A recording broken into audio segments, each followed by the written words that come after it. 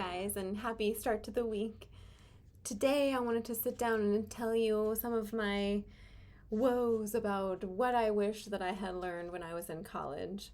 I've got a little book here with all my notes, and I'm sure that I've forgotten things. And I think that this video is going to stress me out because there's many times where I can feel so overwhelmed by how much I don't know, how much I just don't know. I feel like I've always just had to kind of go through life almost like this, where it's like you're just going through life, but you don't really know where or what. You know that it's this way, but you're going to just figure it out as you go. That's how I feel like I've had to approach being a music teacher. And I've been a music teacher since 2015, probably 2014. I started when I was in my master's. Well, I mean, I started teaching before that, but really I started this business when I was in my master's program. So just so that we have an idea of the time period, I was in my undergrad from 2008 to 2013. So I was an undergrad for 5 years. I took an extra year because I wanted to do a business minor. And then I came out here to Pennsylvania and went and got my master's degree from 2013 to 2015. So at the time when I was in my undergrad, it wasn't required that I have a business minor, but I just thought, oh, I'd like to have a business minor. I think I'd like to know about that world because I knew that I wanted to be an independent business. I didn't want to go on the orchestra path. I didn't want to go down the slaving away on orchestral excerpts path. I just wanted to be the best player that I could be, and then go work with people, and to be able to just selfishly be able to just do my own thing and not have to be worried about someone else and the orchestra and all of that kind of thing. So these are some skills that I wish that I had learned in college. Basic computer skills.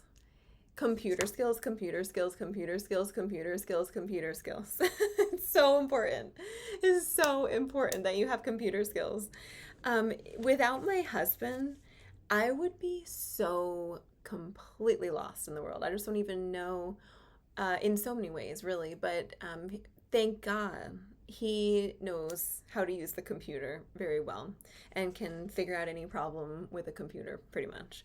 And so computer skills like basic computer maintenance, backing up your computer, making sure that it's not like super filled with stuff, cleaning it out, I guess. You see how I don't even know what I'm talking about, but basic computer skills, being able to use certain programs like Excel, and calendars, and being able to make a website.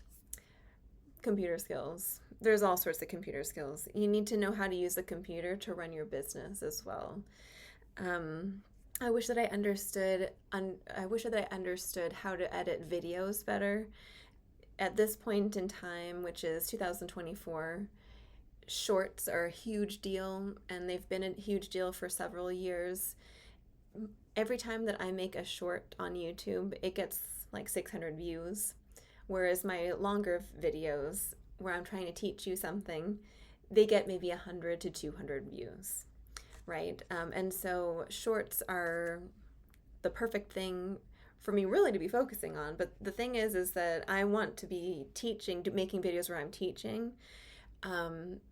I don't really want to be making like popular, like, oh, here's a short, interesting video, that I spent the entire day editing. But I still wish that I was able to do somewhat better with editing shorts and editing videos in general, because my method of video editing is like the 2008 YouTube version of video editing, where you turn on the camera and you sit and you talk, and there's not really a lot of editing going on. I've gotten to a point where I can probably insert little things here or there, or insert some text. Maybe I can put some music on in the background, but it's very minimal. And there's a lot of elaborate video editing videos out there, and I just really wish that I was better at that. So thumbnails, I've never made a thumbnail. Having an interesting thumbnail would probably be helpful. And using YouTube and Instagram and TikTok and all those kinds of things. I don't use TikTok. There's too many platforms. I can't be on the computer all day. My main goal as a music teacher is to be teaching music and also to be playing my instrument. I really don't want to have to spend all day on the computer. But I often find myself on the computer a lot just because I'm so slow at using the computer and I don't know how to use certain programs very well. And when I do, my ultimate result is very clunky looking. So understanding video editing and picture editing. Pictures speak 1,000 words. Videos speak 1,000 words. Even if there's no words in the video, it's just kind of a person doing something. It can often be more. It can impact you more than just someone sitting rambling like I am in this video. So right along with video editing is audio and editing and audio engineering. Can you use GarageBand? Do you know how to record? Do you know what things you need to record? What computer do you need? What microphone do you need? What soundproofing do you need? What's the correct position to be from the microphone? How to use and edit, on your audio software program that you're using. And I use GarageBand, but I'm sure there's other programs out there that you could use. But anyway, understanding audio recording, because the thing is you're probably going to get to a point where you want to make your own solo album. You could upload your own music to the world, and you could create music videos, or you could create your own music to use in the background of your videos, or you could start selling little clips of audio music, or I don't know. The world is, is your oyster. You can do whatever you want, but to be able to kind of edit videos and pictures and audio, especially as a musician. As a musician, you're classically trained or you're somehow highly trained musician in whatever genre it is that you're studying. We should be able to create audio so that the world can buy our audio, our music, And so anyway, that's really key, and I wish that I was better at that. I so wish that I was better at that. I wish that I knew how to create a teaching setup, an online teaching setup. It's taken me a long time to get a somewhat workable online teaching setup. And I've been teaching online for years. I started teaching online just from my cell phone, and I could connect with my student on FaceTime, or I could connect with them on Zoom or Skype or whatever. But as time went on, I realized that maybe I needed better sound, maybe I needed better video, maybe I needed to be in a place with much better internet, maybe I needed to be at a desk, and maybe I was having some problems with the sound, so I needed some soundproofing, and I needed everything in its little place where it needed to be. I needed lighting. I needed all sorts of things. There's always something that we need to have, which is so maddening. There's always something that you realize, oh, I need that. And it's kind of unfortunate. But anyway, equipment, how to set up so that you can actually teach online. And it does kind of go hand in hand with video recording and audio recording to be able to then teach online. It kind of all goes hand in hand.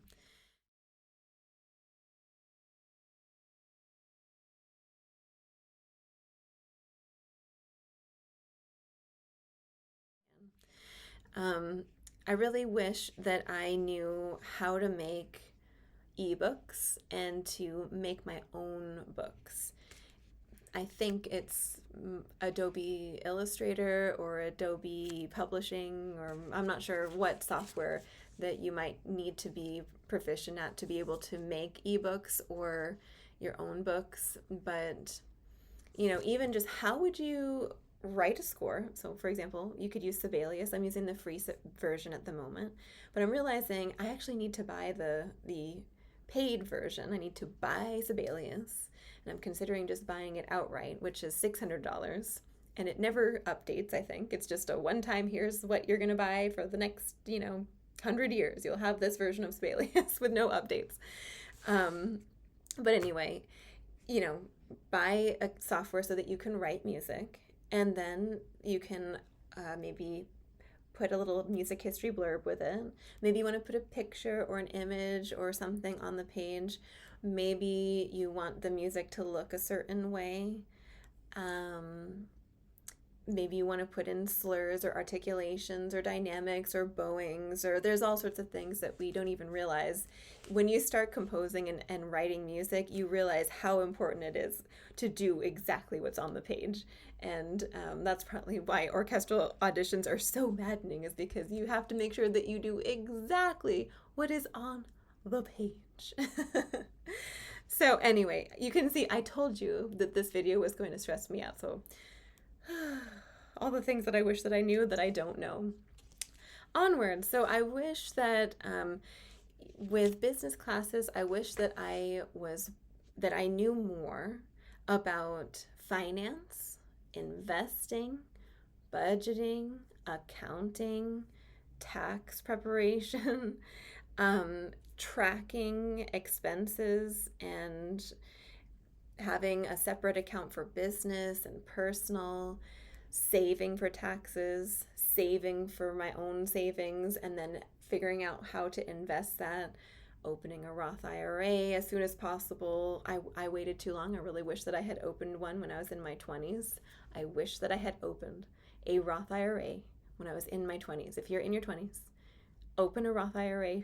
Find someone at Vanguard to talk to, or somewhere, Merrill Lynch, call them and just open a Roth IRA and start contributing to it. Because the thing is you need time to compound your investments. The more time that you have to compound, the better off you'll be. And so if you wait until you're, in your 30s, then you lost 10 years of compounding. So it could have doubled by then, for example.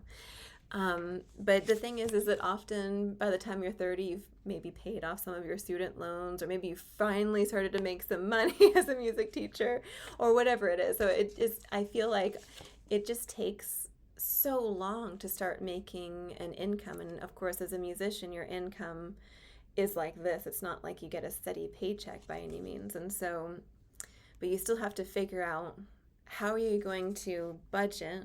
How are you going to keep investing? How are you going to save for your future? How are you going to save for things that you might need to buy for your business? Anyway, teaching materials. I wish that it's taken me a long time, actually, and I've bought a lot of books that I just don't really use. But I feel like if you have a place, if there's a place that you can go to, like Southwest Strings, or maybe Shar Music. I'm not sure if Shar has an actual store. The Juilliard store, wherever you are, see if there is a store that you can actually go to flip through books. Because often what happens is I'll buy something from Amazon, and then I'll look at it and be like, well, this could be interesting. I'll just keep it. Whereas if I was in a bookstore, I could look at the methodology books, I could look at the solo works, I could look at the technique, the scales, pop music, I could look at duets, I could search by genre and style or composer, and it's just so much easier to go to a store and try to figure out what it is that you want. And the other thing is that when you first start out, you might be teaching more kids. And then as you progress, you might start to get some more adult students. And the materials that you give to a beginner child are different than the materials that you give to a beginner adult. So they're similar, but they're different. And you might also come up with your own little warm-ups and things that you like, that you're finding are really helpful for your students when they're working on their bow arm, when they're working on their left hand and getting, where does first finger go kind of thing, and string crossings and double stops and rhythms and all that kind of thing. So you're going to kind of over time maybe figure out your own things that you write. And so you might need a software program to write, for example, or create some kind of book that you have your own stuff that you've come up with. And then you can either sell that, you could give that to your students for free, but then you could sell that, for example, to the world. And so that's another reason why being able to be computer literate and to be able to make ebooks and have a music software system or something would be helpful. And incidentally, while you're a student, you can often get a really good discount, like 50% off discount on certain things. So if there are certain softwares that you can already see that you'll be using, music writing softwares like Sibelius, I keep saying Sibelius because it's on my mind, you can get a great deal on that. There might be some deals on like places like, I think it's called Sweetwater, where you can get a lot of recording equipment or just like music supplies equipment. If you're a student, you might be able to get a really good discount on that. But you see, you're going to have to spend a lot of time researching and learning what you need to actually do what you want to do. So there's going to be a little bit of lag time. So the sooner you start thinking about it and researching it and learning about it, professional equipment that you're going to need for yourself, for the next 10 to 20 years or more, start investing in that if you can, little by little while you're in school, because you can get discounts, and that's always helpful. I really wish that I had taken my piano classes a little bit more seriously in my undergrad. We didn't have a piano class in my master's program, but I always did well. I always got an A, but I could have really stepped it up and been practicing harder things.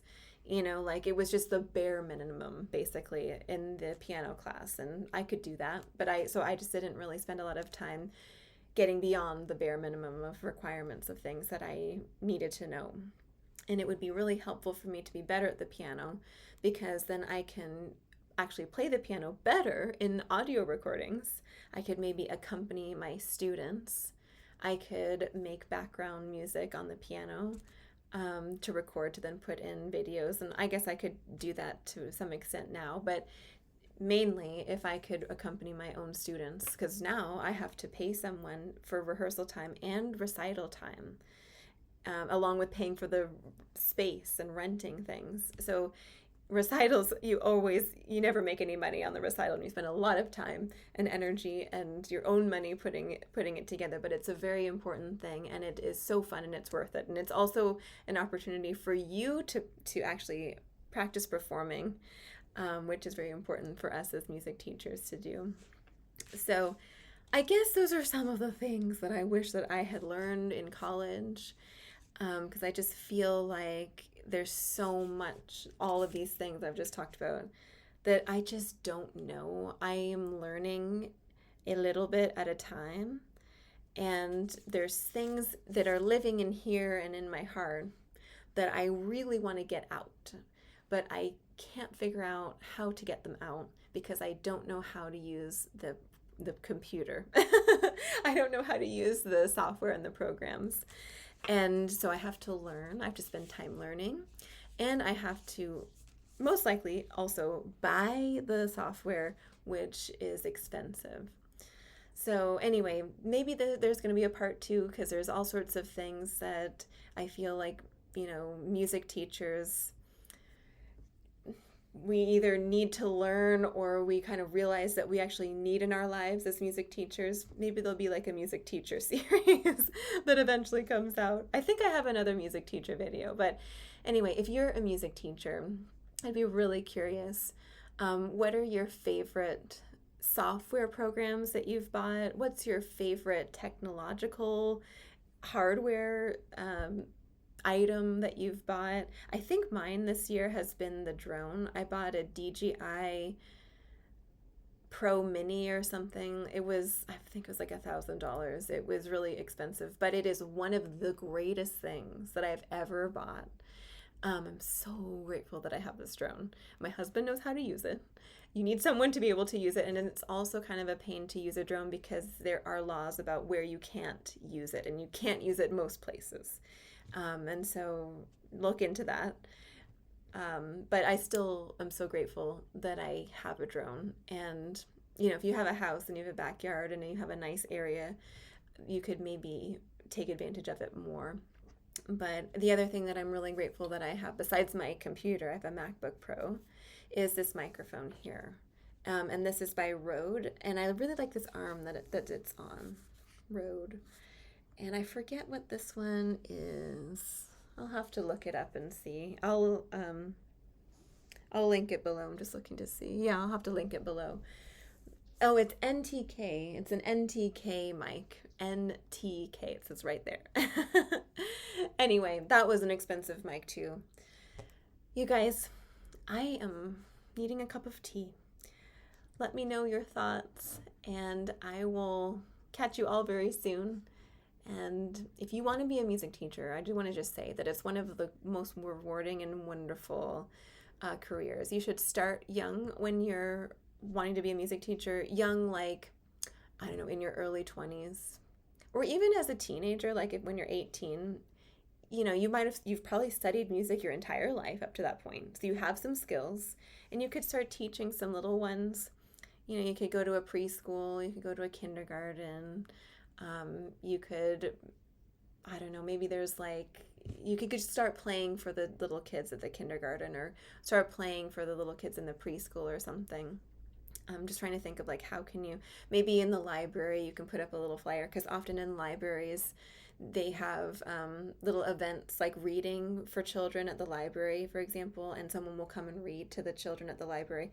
And so there's lots of moms there, and maybe you can old school it and put up a flyer or something. But anyway, you should start teaching when you're younger, because the thing is that you're going to be developing people skills as well. And people skills are so important. It's so important that you have people skills.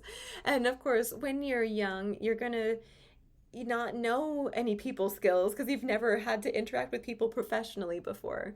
And so over time, you're going to become better at working with people. And you might be shocked to hear this, but I was so shy, so shy when I was a teenager. So shy. I would turn like bright red, and if anyone talked to me, I was just very, very shy. And I had to get over that. I still am shy. Everybody still has some shyness, but you have to kind of get over that in order to be able to do what you want to do. So I was writing in my journal the other day about the fact that for me, teaching is a spiritual experience. Like it's not a spiritual experience. Well, it is, but it's a spiritual practice. It's like more of a spiritual practice for me. It's so important for me to be teaching music. It's such a therapeutic and joyful experience for me to be able to have fun with music with other people. I just like have to share that experience with people. And I enjoy the joy on people's faces as they're learning about music, because it reminds me about my love of music as well. And I think in one of my darkest times, my students were there to provide, at the end of the day, even if the rest of the day was a horrible day, I could go and play music and learn about music with people that wanted to be there, that paid me, that wanted to learn and loved music. And it was a positive experience in my life. And I will always be grateful for my students and for music for being able to provide that for me. Because let me tell you, there's going to be times in your life that go like this. And if you have that practice, that's why I keep saying it's like a spiritual practice. There's also going to be days where you just don't feel well. And you have to just say, please help me to teach. Please help me to provide a positive, beautiful experience for my students today. Help me to allow this time to be positive and fun, and to uplift myself and the other person, and to uplift my student. So you have to kind of figure out how to let go and also do. And anyway, I could go on and on and on about this. That's another video, I feel. But anyway, I'd love to know your thoughts. What do you wish that you knew? What were your favorite things that you have bought as a music teacher or as a musician? And to be continued, I guess.